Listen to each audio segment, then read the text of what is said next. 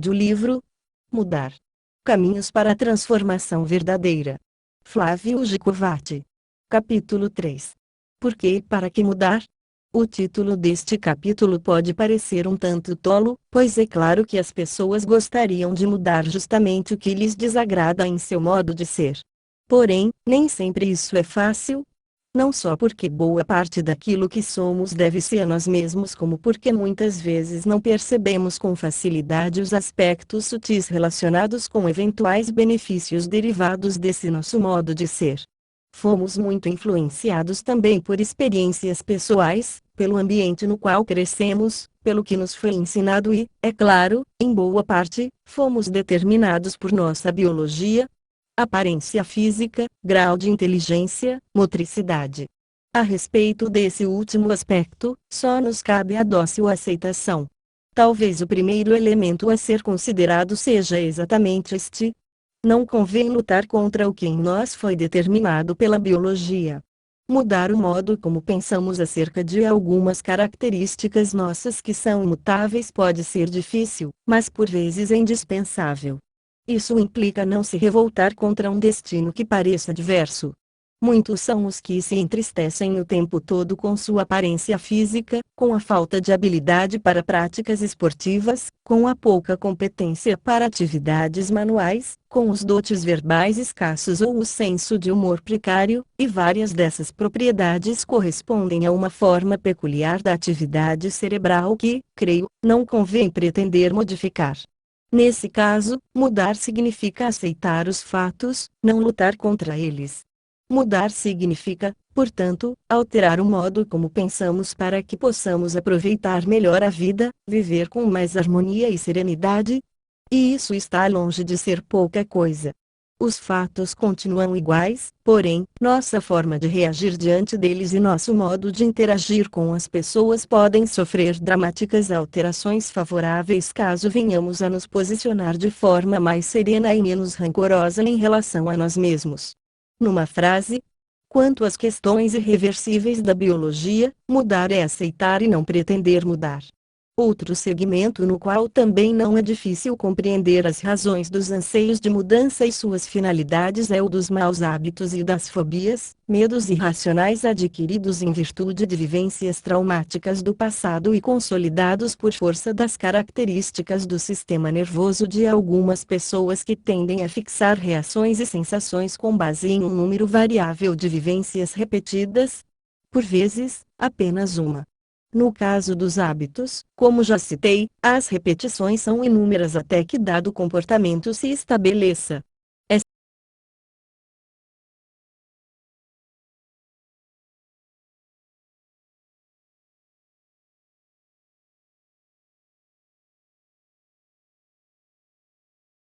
sempre bom lembrar que somos povoados por hábitos e a grande maioria deles é formada por aliados e nos favorece, assim, em geral não temos o menor interesse em alterá-los. Costumamos ter um ritmo quase automático para nos banharmos, para nos vestirmos, para dirigir, etc.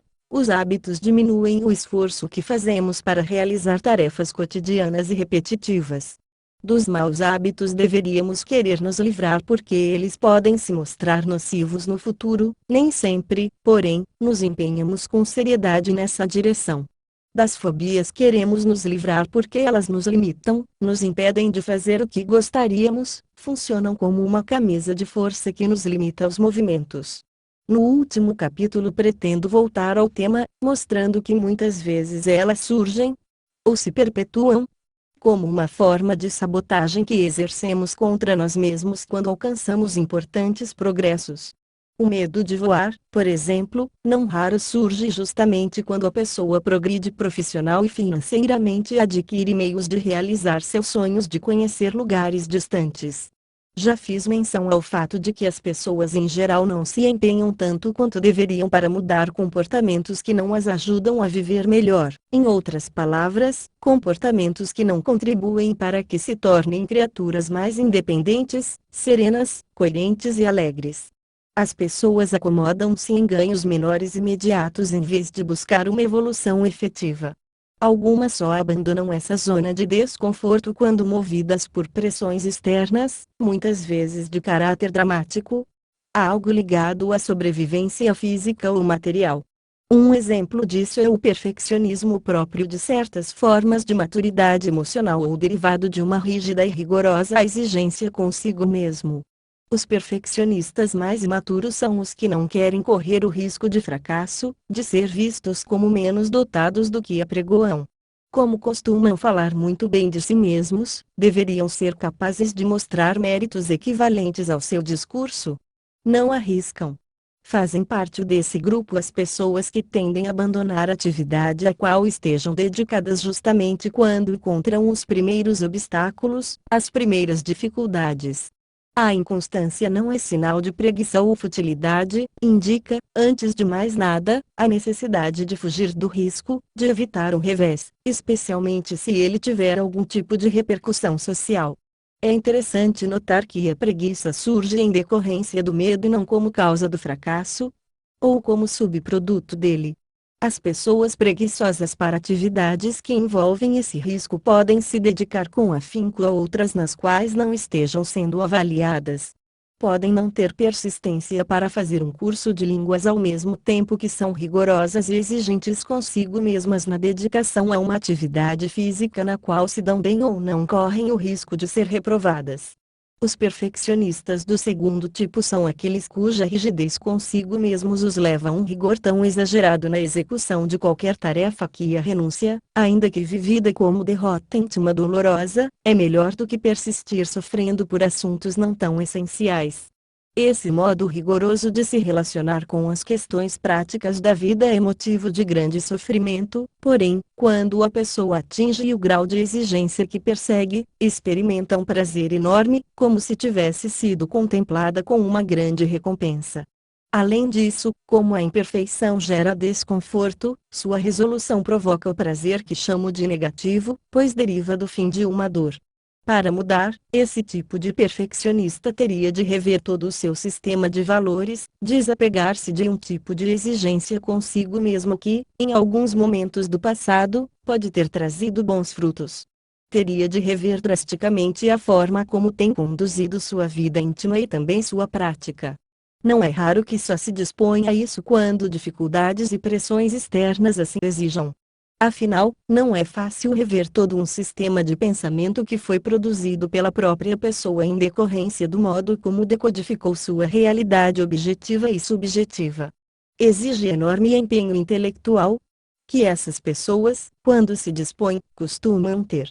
Os perfeccionistas mais imaturos costumam temer a reprovação social, posto que zelam pela imagem que refletem e não gostam de arriscar sua suposta reputação. O anseio de mudança pode existir, mas o sacrifício e os riscos envolvidos costumam desestimular essas criaturas, uma vez que lidam mal com frustrações e contrariedades. Assim, fazem de tudo para perpetuar sua imagem positiva perante as pessoas e se dedicam apenas a isso. Em geral, dizem que a empreitada de mudança não vale a pena, na realidade, não se sentem com forças para enfrentá-la. Os perfeccionistas mais exigentes consigo mesmos são os que acham que vale a pena tentar mudar não obstante as dificuldades que terão de enfrentar. Tanto um quanto o outro tipo experimentam uma frustração íntima, pois muitos são inteligentes e capazes, porém, por força dessa peculiaridade, ficam impedidos de realizar todas as suas potencialidades. Erich Fromm. A frustração é grande, mas terá de ser maior que os percalços e riscos que a empreitada envolve. Nem sempre isso aparece como compensador para a pessoa, de modo que a mudança não se realiza. Há boas razões para ela ocorrer, pois o estado de inércia produzido pelo perfeccionismo não traz nenhum tipo de recompensa, o único benefício secundário consiste na diminuição dos riscos de dor aguda, que acaba sendo substituída por um sofrimento crônico, supostamente menor. De forma genérica, penso que cabe mudar porque sair de determinado estado pode significar o fim de algum sofrimento ou corresponder à tentativa de ir em busca de um modo de existir mais gratificante.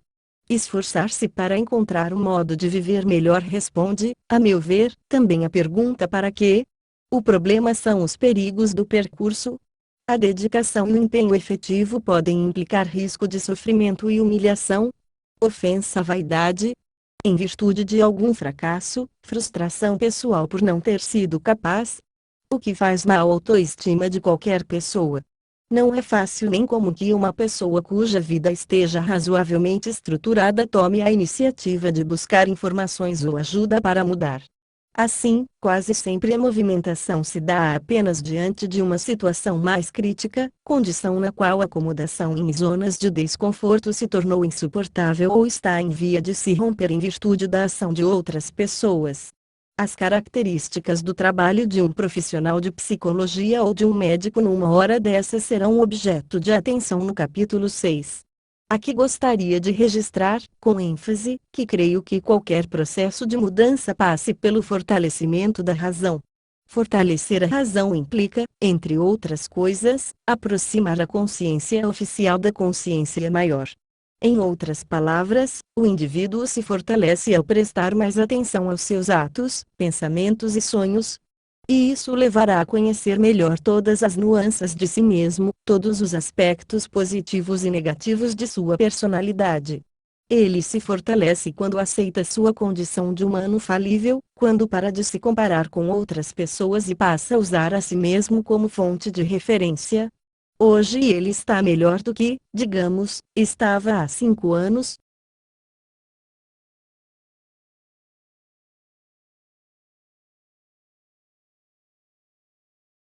A resposta negativa também não deveria desanimar, ela apenas indica a necessidade urgente de se modificar, pois a estagnação é uma das piores coisas que podem nos acontecer.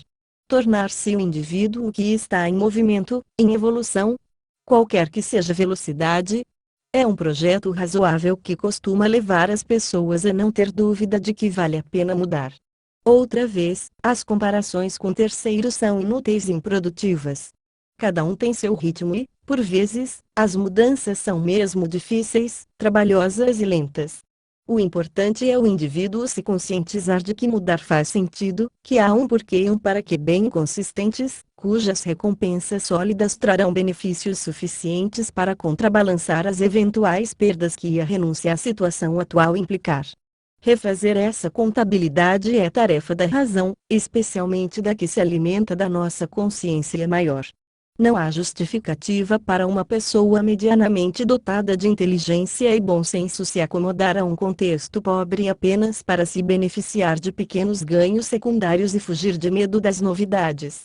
O medo corresponde a um estado psicológico compatível com as reações físicas que nos acometem quando estamos vivenciando um contexto de perigo. Faz parte, pois, dos nossos impulsos de autopreservação.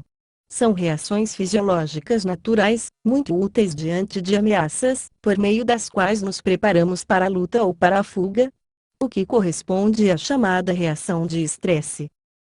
O medo é um sentimento fundamental e interessante para a nossa economia psíquica.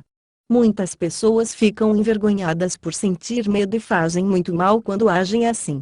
O medo é bem-vindo, um aliado, pois indica a necessidade de prestar atenção especial ao que está acontecendo ao nosso redor ou em nosso íntimo.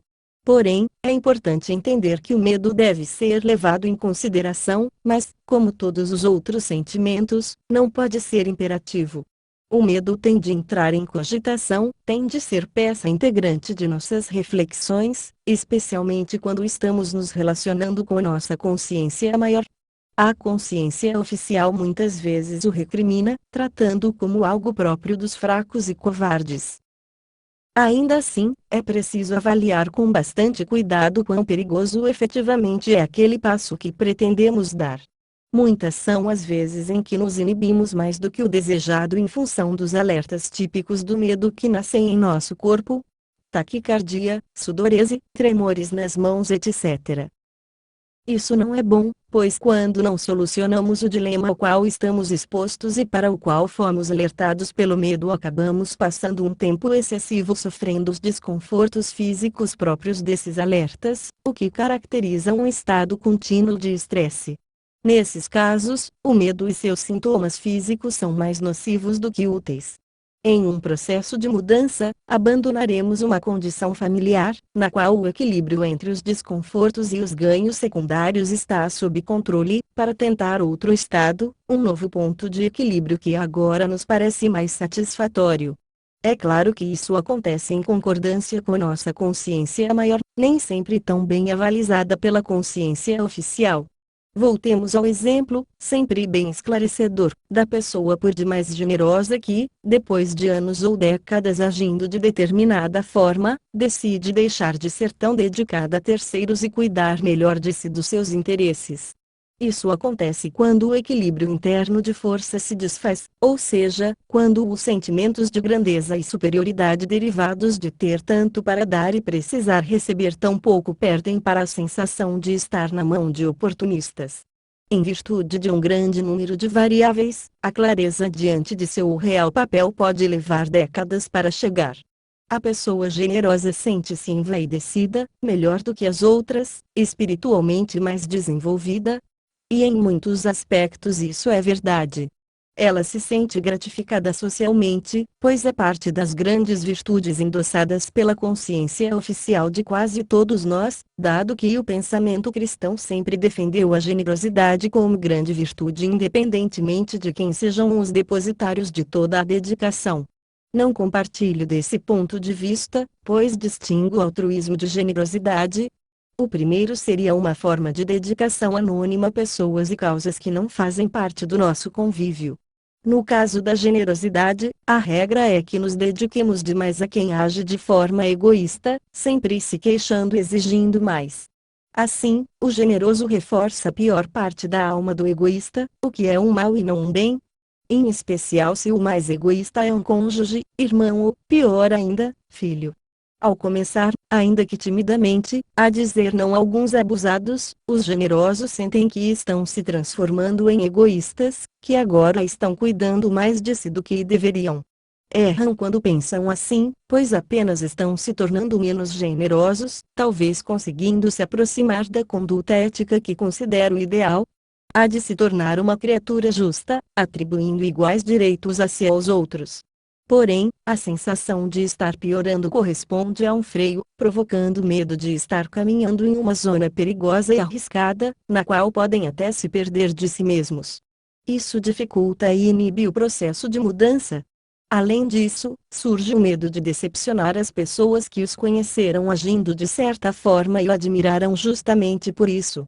Isso também mobiliza sensações desagradáveis, pois a vaidade se frustra caso os outros não os avaliem com tanta consideração e respeito. Nesse caso, estamos acompanhando a atividade da consciência oficial, mais ou menos parecida na maioria das pessoas, que avalia e julga os outros segundo um código padronizado que se recicla com enorme dificuldade. Esses pensamentos consolidados e transferidos de modo pouco crítico de uma geração a outra correspondem ao que chamo de crenças. José Ortega y Gasset. Assim, de acordo com as crenças oficiais, a generosidade é uma virtude a ser cultivada e ponto final. Os mais generosos podem também ter medo de perder o afeto das pessoas relevantes às quais se dedicam em demasia, de modo que o risco de abandono, solidão e rejeição por parte delas inibe o processo de mudança. Espero que essa descrição sumária seja suficiente para ilustrar até que ponto os medos podem contribuir negativamente, retardando a evolução ansiada com fervor pela própria pessoa. Esclarece também porque em geral ela só acontece quando um novo ingrediente surge e desequilibra a balança em favor da mudança. Esse novo ingrediente pode ser um abuso descabido e por demais ofensivo de um dos egoístas dos quais se cercaram. Pode derivar de um novo envolvimento sentimental, fato que gera a força necessária para que a pessoa se livre daquela condição dolorosa. Uma vez que, é claro, diminui o medo de rejeição e solidão. Pode ser consequência de uma doença mais grave que leve o indivíduo a assumir riscos maiores e radicalizar suas posturas diante da vida. Ou talvez derive de um contato psicoterapêutico eficaz e produtivo que fortaleça a razão da pessoa por fazê-la ver com mais clareza todo o seu contexto. E assim por diante. Não faço longa menção aqui ao medo da felicidade que pode tomar conta do mais generoso quando ele consegue se livrar de certos comportamentos que o limitam e ganha o direito de cuidar melhor de si mesmo. Isso será objeto, como já afirmei, de um capítulo especial devido à sua importância radical. Outra variável precisa ser levada em conta quando pensamos nas mudanças no modo de ser de pessoas adultas e já envolvidas em relacionamentos sociais, sentimentais e profissionais. Ela tem que ver com a repercussão de uma eventual mudança sobre todos esses aspectos da vida, já que quase todos nós temos elos que envolvem setores essenciais da nossa sobrevivência física e emocional. Se uma pessoa generosa estiver se relacionando sentimentalmente com uma egoísta, e essa ainda é a aliança amorosa mais comum, e decidir mudar, encontrará drástica resistência em seu parceiro. Sofrerá ameaças de todo tipo, daquelas ligadas à ruptura do elo aos mais variados modelos de chantagem emocional, condição nada fácil de suportar. As ameaças poderão acontecer em meio a gritos e outras manifestações de revolta própria daqueles que se dizem portadores de um gênio forte ou pelo choro, capaz de gerar pena e culpa. Sentimentos fáceis de ser provocados no mais generoso. A resistência e a revolta se justificam, posto que a mudança de atitude de um dos membros do par determina um complexo desencaixe. É como se um fosse côncavo e outro, convexo, estabelecendo-se a aliança dessa forma complementar. Se o que é côncavo decidir se tornar mais reto, na metáfora, menos generoso, mais justo, é claro que isso desorganizará todo o sistema, levando a uma situação inesperada e difícil de ser resolvida de maneira serena e harmoniosa. Não raro a pessoa mais generosa é aquela que, direta ou indiretamente, sustenta muitos dos membros de sua família. Isso é comum quando foi ela que melhor se deu financeiramente, só por isso, sente pena dos seus parentes menos dotados, ou culpa por ter sido assim privilegiada. Sente-se na obrigação de ajudar e faz por longo tempo, até que perceba estar sendo objeto de ironia, de manifestações diretas e indiretas de inveja, de que a ingratidão é a emoção que predomina entre os que ela tanto ajudou. Pode desenvolver uma reação de revolta e tratar de modificar as regras do relacionamento, declarando que, a partir de então, não vai mais ajudar tanto. Sofrerá todo tipo de represália e as reações serão terríveis. Será ela capaz de tolerar os sentimentos de culpa que os familiares tratarão de colocar sobre seus ombros? É pouco provável que consiga, a menos que esteja muito mais forte intelectualmente, que tenha compreendido melhor como se dá a dinâmica das relações íntimas, nas quais a expectativa de gratidão é pura utopia, já que ela só viria das pessoas cujo caráter as impede de receber demasiada ajuda.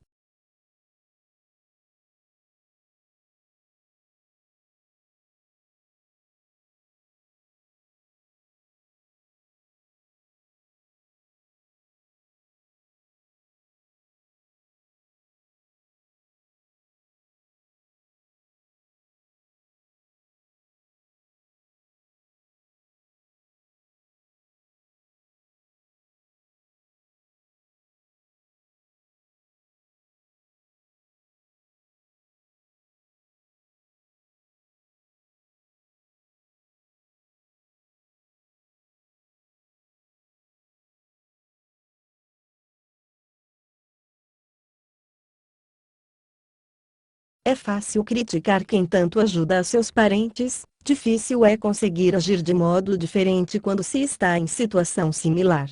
Nas relações profissionais, o panorama não se altera muito. Aquele trabalhador exemplar, que está sempre cobrindo as faltas e falhas de seus colegas, ao declarar que vai deixar de fazê-lo, será vítima de todo tipo de agressão e hostilidade. Todos se habituaram àquele comportamento, de forma que ele agora terá de carregar seu modo de ser excessivamente dedicado e servil por todos sempre, sob pena de ser execrado, rejeitado e desprezado por seus pares. Nas sociedades comerciais em que um é mais calmo e o outro, mais estourado, se o calmo deixar de aceitar o comportamento grosseiro de seu parceiro, estaremos diante de um contexto similar ao das relações conjugais. A possibilidade de ruptura do elo comercial e suas desvantagens materiais relevantes poderão inibir o ansiado processo de mudança do mais manso e dedicado. Não espanta, pois, que a maior aposta dos indivíduos generosos que vivenciam esses tipos de relacionamento seja de que seus parceiros egoístas mudem. Podem se iludir por certo tempo achando que, se forem cada vez mais dedicados, amorosos e amigos, acabarão por induzir condutas semelhantes nos que abusam deles. Esse engano grosseiro também pode retardar os processos de mudança da pessoa mais egoísta, uma vez que a dedicação excessiva apenas reforçará os ganhos diretos e indiretos de quem com ela convive. Assim, as chances de ela se modificar serão mínimas e, caso isso venha a acontecer, terá sido por alguma outra razão que não essa. Os mais imaturos, exigentes e egoístas também se queixam de seus parceiros, mas não obrigatoriamente ansiando por mudanças. Suas queixas são sempre de que estão recebendo pouco. São reivindicações cada vez maiores que objetivam, entre outras variáveis, ativar cada vez mais os sentimentos de inferioridade de seus parceiros mais generosos. Partem do princípio, nada equivocado, de que eles precisam se achar insuficientes. Sim, porque se conseguirem perceber suas virtudes e quanto estão sendo explorados, tal conscientização iniciará um processo de mudança que não lhes interessa. No próximo capítulo falarei sobre as tentativas de mudança dos mais egoístas, de quanto poderiam fazer em favor deles mesmos. Antecipo que terão dificuldades ainda maiores que as dos generosos, pois será preciso abrir mão de muitas vantagens. Crescer, para uma criança ou adolescente, e é esse o estado emocional dos mais imaturos intolerantes a contrariedades, corresponde ao aumento de responsabilidades e à diminuição de benesses. Nada fácil, pois as recompensas são mais de natureza emocional do que práticas. Para finalizar este capítulo, algumas palavras sobre o que significa fortalecer a razão. Tenho usado essa expressão inúmeras vezes em meus livros, sempre no intuito de ajudar as pessoas nos processos de mudança que elas pretendem alcançar. Desejo fazer que alcancem uma qualidade de vida objetiva e subjetiva mais rica e gratificante. Se nossa razão está mais forte, ela pode se interpor a emoções que perturbam as mudanças, tais como a culpa indevida, os medos de diversas naturezas e pouco fundamentados na realidade, a vaidade excessiva, a preguiça e até mesmo o amor. Ela se torna vencedora em embates que caracterizem emoções de um lado versus razão de outro, e, de acordo com o que tenho escrito, a existência de duelos desse tipo é fato bastante comum. Até mesmo esperado.